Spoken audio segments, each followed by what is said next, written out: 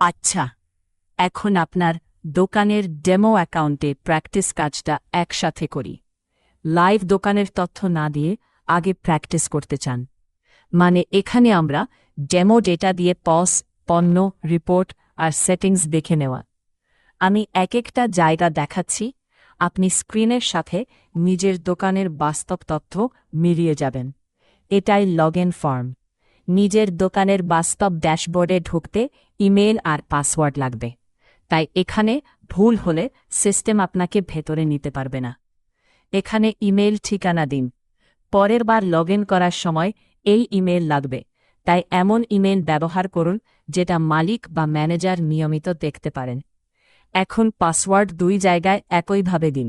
খুব সহজ পাসওয়ার্ড না দিয়ে অক্ষর আর সংখ্যার মিশ্রণ রাখুন, কারণ এই অ্যাকাউন্ট থেকেই দোকানের বিক্রি, স্টক আর হিসাব নিয়ন্ত্রণ হবে। ইমেল আর পাসওয়ার্ড ঠিক থাকলে এই বাটন দিয়ে লগইন করবেন।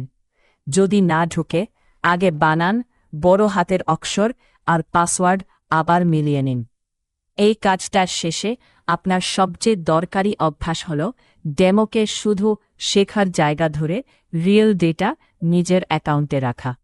মনে রাখবেন, ডেমো অ্যাকাউন্টে আসল দোকানের তথ্য রাখলে পরে বিভ্রান্তি হবে। তাই লাইভ দোকানে করার আগে এই একই ধাপ একবার প্র্যাকটিস করে নিলেই আপনি আত্মবিশ্বাস নিয়ে কাজ করতে পারবেন।